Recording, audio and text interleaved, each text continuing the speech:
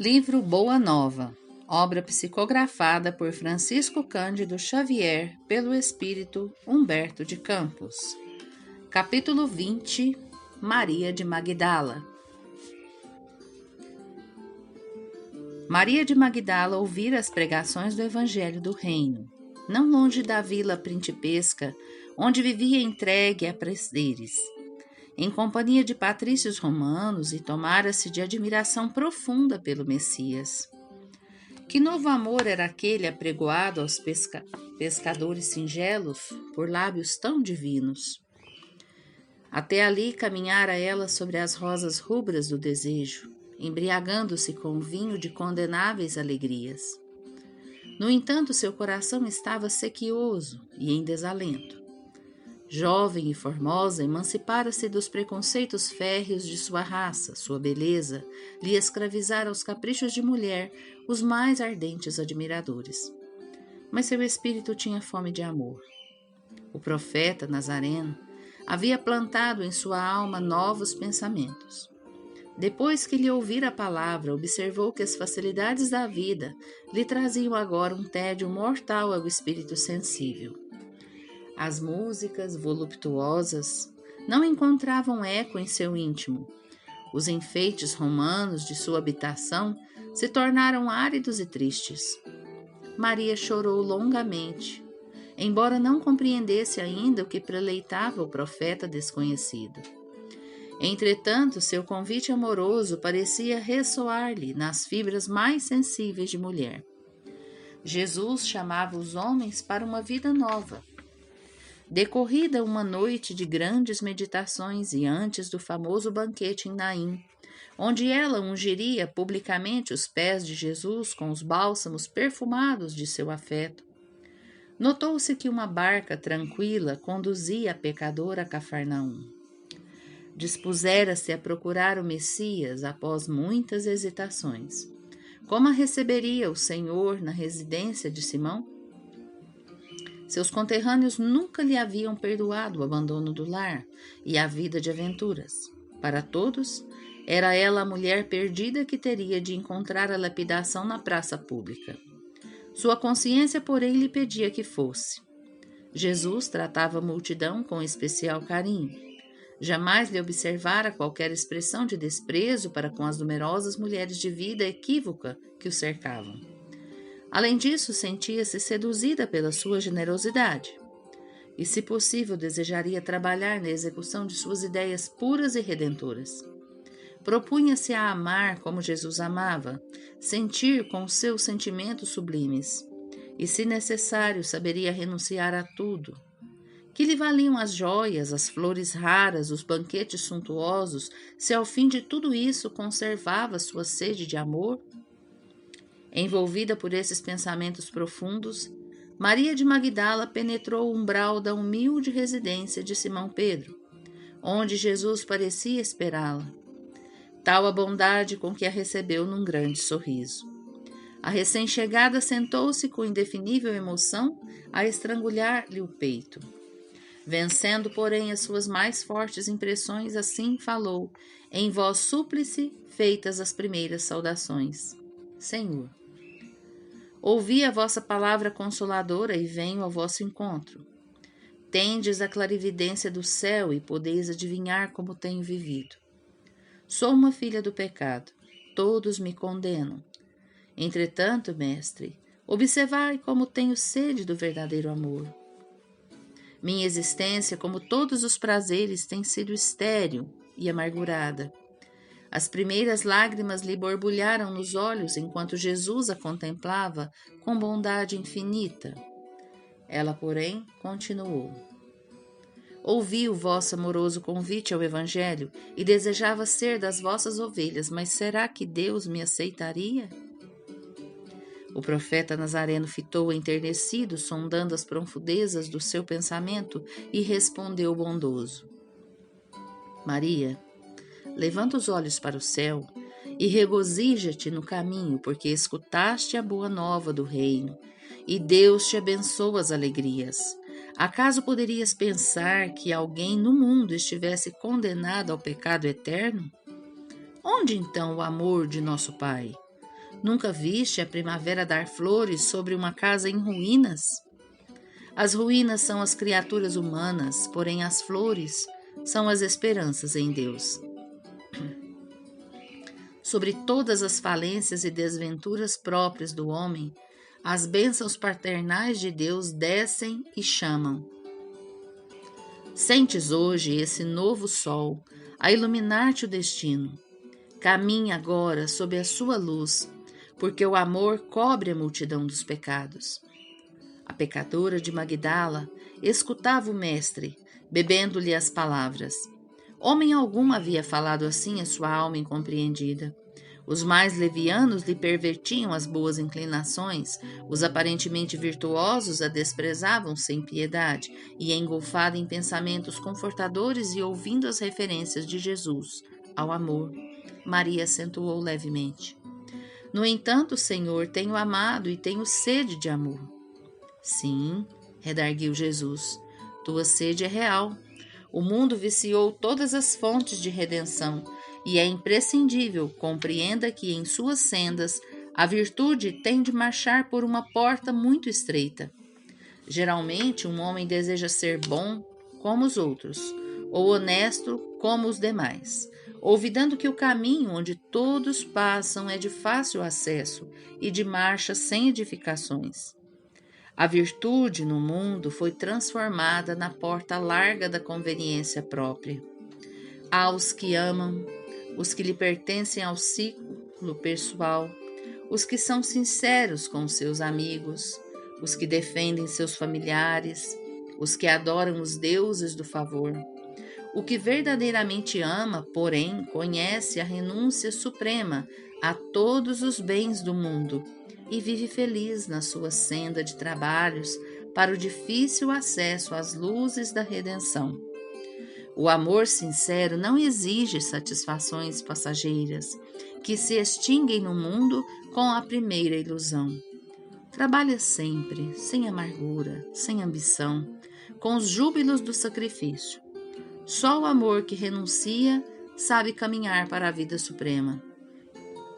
Maria o escutava embevecida, ansiosa por compreender inteiramente aqueles ensinos novos. Interrogou atenciosamente: só o amor pelo sacrifício poderá saciar a sede do meu coração? Jesus teve um gesto afirmativo e continuou: somente o sacrifício contém o divino mistério da vida. Viver bem é saber imolar-se. Acreditas que o mundo pudesse manter o equilíbrio próprio tão só com os caprichos antagônicos e por vezes criminosos dos que se elevam à galeria dos triunfadores? Toda luz humana vem do coração experiente e brando dos que foram sacrificados. Um guerreiro coberto de louros ergue os seus gritos de vitória sobre os cadáveres que se juncam no chão.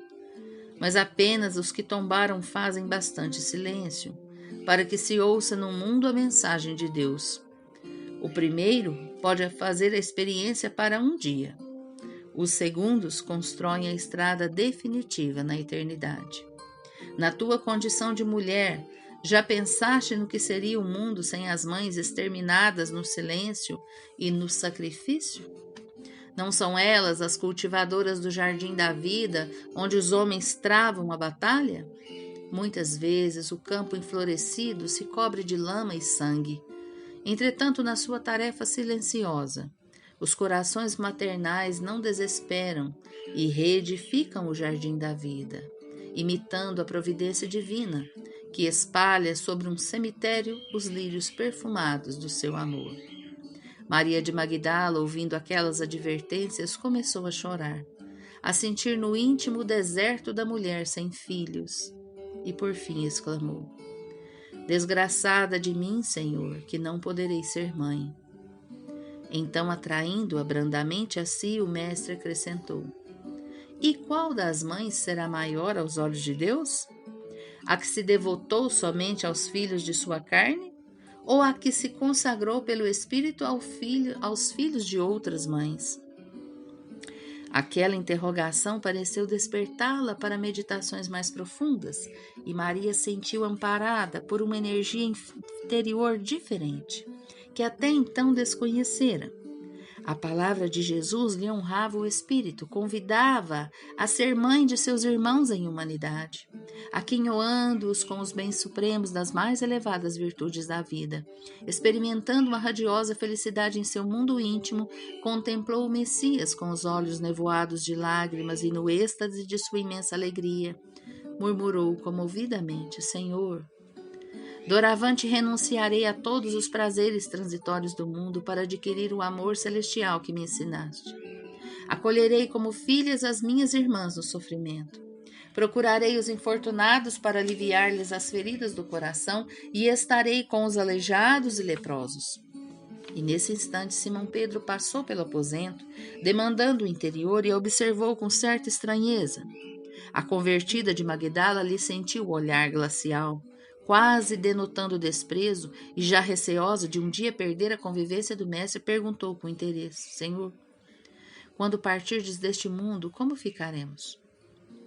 Jesus compreendeu o motivo e o alcance de sua palavra e esclareceu: Certamente que partirei, mas estaremos eternamente reunidos em espírito.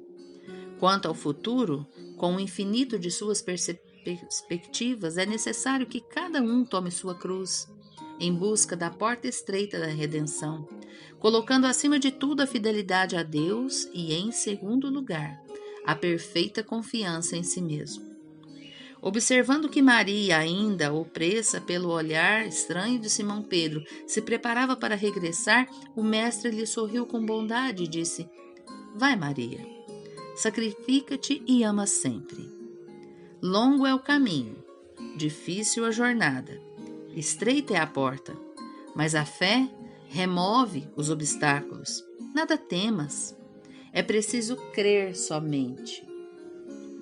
Mais tarde, depois de sua gloriosa visão do Cristo ressuscitado, Maria de Magdala voltou de Jerusalém para a Galileia, seguindo os passos dos companheiros queridos. A mensagem da ressurreição espalhara uma alegria infinita. Após algum tempo, quando os apóstolos e seguidores do Messias procuravam reviver o passado, junto ao Tiberíades, os discípulos diretos do Senhor abandonaram a região, a serviço da Boa Nova. Ao disporem-se os dois últimos companheiros a partir em definitivo para Jerusalém, Maria de Magdala, temendo a solidão da saudade, rogou fervorosamente que lhe permitissem acompanhá-los à cidade dos profetas. Ambos, no entanto, se negaram a anuir os seus desejos. Temiam-lhe o pretérito de pecadora, não confiavam em seu coração de mulher. Maria compreendeu, mas lembrou-se do mestre e resignou-se. Humilde e sozinha, resistiu a todas as propostas condenáveis que a solicitavam para uma nova queda de sentimentos. Sem recursos para viver, trabalhou pela própria manutenção em Magdala e Dalmanuta. Foi forte nas horas mais ásperas, alegre nos sofrimentos mais escabrosos, fiel a Deus nos instantes escuros e pungentes. De vez em quando, ia às sinagogas desejosa de cultivar a lição de Jesus. Mas as aldeias da Galileia estavam novamente subjugadas pela intransigência do judaísmo. Ela compreendeu que palmilhava agora o caminho estreito, onde ia só com a sua confiança em Jesus. Por vezes, chorava de saudade quando passeava no silêncio da praia, recordando a presença do Messias. As aves do lago, ao crepúsculo, vinham pousar como outrora nas alcaparreiras mais próximas. O horizonte oferecia, como sempre, o seu banquete de luz. Ela contemplava as ondas mansas e lhes confiava suas meditações. Certo dia, um grupo de leprosos veio a Dalmanuta. Procediam da Idumeia aqueles infelizes, cansados e tristes, em supremo abandono. Perguntavam por Jesus Nazareno, mas todas as portas lhes se fechavam. Maria foi ter com eles e, sentindo-se isolada, com amplo direito de empregar a sua liberdade, reuniu-os sob as árvores da praia e lhes transmitiu as palavras de Jesus. enchendo-lhes os corações das claridades do Evangelho. As autoridades locais, entretanto, ordenaram a expulsão imediata dos enfermos. A grande convertida percebeu tamanha alegria no semblante dos infortunados, e em face de suas fraternas revelações a respeito das promessas do Senhor, que se pôs em marcha para Jerusalém em companhia deles. Todo o grupo passou a noite ao relento, mas sentia-se que os júbilos do reino de Deus agora os dominavam. Todos se interessavam pelas descrições de Maria, devoravam-lhe as exortações, contagiados de sua alegria e de sua fé. Chegados à cidade, foram conduzidos ao Vale dos Leprosos, que ficava distante, onde Madalena penetrou com espontaneidade de coração. Seu espírito recordava as lições do Messias e uma coragem indefinível se assenhorava de sua alma. Dali em diante, todas as tardes, a mensageira do Evangelho reunia a turba de seus novos amigos e lhes dizia o ensinamento de Jesus. Rostos ulcerados enchiam-se de alegria, olhos sombrios e tristes tocavam-se de nova luz. Maria lhes explicava que Jesus havia exemplificado o bem até a morte, ensinando que todos os seus discípulos deviam ter bom ânimo para vencer o mundo. Os agonizantes arrastavam-se até junto dela e lhe beijavam a túnica singela. A filha de Magdala, lembrando o amor do Mestre, tomava-os em seus braços fraternos e carinhosos. Em breve tempo, sua epiderme apresentava igualmente manchas violáceas e tristes. Ela compreendeu a sua nova situação e recordou a recomendação do Messias de que somente sabiam viver os que sabiam imolar-se. E experimentou grande gozo por haver levado seus companheiros de dor uma migalha de esperança. Desde a sua chegada em todo o vale se falava daquele reino de Deus que a criatura devia edificar no próprio coração. Os moribundos esperavam a morte com um sorriso ditoso nos lábios. Os que a lepra deformara ou abatera guardavam bom ânimo nas fibras mais sensíveis. Sentindo-se ao termo de sua tarefa meritória, Maria de Magdala desejou rever antigas afeições de seu círculo pessoal, que se encontravam em Éfeso. Lá estavam João e Maria, além de outros companheiros dos júbilos cristãos. Adivinhava que suas últimas dores terrestres vinham muito próximas. Então deliberou pôr em prática seu humilde desejo. Nas despedidas, seus companheiros de infortúnio material vinham suplicar-lhe os derradeiros conselhos e recordações. Envolvendo-os no seu carinho, a emissária do Evangelho lhes dizia apenas: Jesus deseja intensamente que nos amemos uns aos outros e que participemos de suas divinas esperanças, na mais extrema lealdade a Deus. Dentre aqueles doentes, os que ainda se equilibravam pelos caminhos lhe traziam o fruto das esmolas escassas, e as crianças abandonadas vinham beijar-lhe as mãos. Na fortaleza de sua fé, a ex-pecadora abandonou o vale, através das estradas ásperas, afastando-se de misérrimas choupanas. A peregrinação foi-lhe difícil e angustiosa. Para satisfazer aos seus intentos, recorreu à caridade, sofreu penosas humilhações, submeteu-se ao sacrifício, observando as feridas pustulentas que substituíam sua antiga beleza, alegrava-se em reconhecer que seu espírito não tinha motivos para lamentar. Jesus a esperava e sua alma era fiel. Realizada a sua aspiração por entre dificuldades infinitas, Maria achou-se um dia às portas da cidade, mas invencível abatimento lhe dominava os centros de força física. No justo momento de suas efusões afetuosas, quando o casario de Éfeso lhe desdobrava a vista, seu corpo alquebrado negou-se a caminhar. Modesta família de cristãos do subúrbio recolheu-a a uma tenda humilde caridosamente. Madalena pôde ainda rever amizades bem caras, consoante seus desejos. Entretanto, por largos dias de padecimento, debateu-se entre a vida e a morte, e uma noite atingiram o auge das suas profundas dores que sentia. Sua alma estava iluminada por brandas reminiscências e, não obstante seus olhos se acharem selados pelas pálpebras entumecidas, via com os olhos da imaginação o lago querido, os companheiros de fé, o mestre bem-amado. Seu espírito parecia transpor as fronteiras da eternidade radiosa. De minuto a minuto ouvia-se-lhe um gemido surdo, enquanto os irmãos de crença lhe rodeavam o leito de dor, com as preces sinceras de seus corações amigos e desvelados. Em dado instante observou-se que seu peito não mais arfava. Maria, no entanto, experimentava consoladora sensação de alívio. Sentia-se sob as árvores de Cafarnaum e esperava o Messias. As aves cantavam nos ramos próximos e as ondas sussurrantes vinham beijar-lhe os pés. Foi quando viu Jesus aproximar-se, mais belo do que nunca. Seu olhar tinha um reflexo do céu e o semblante trazia um júbilo indefinível. O mestre estendeu-lhe as mãos e ela se prosternou, exclamando como antigamente: Senhor. Jesus recolheu-a brandamente nos braços e murmurou: Maria, já passaste a porta estreita. Amaste muito. Vem, eu te espero aqui.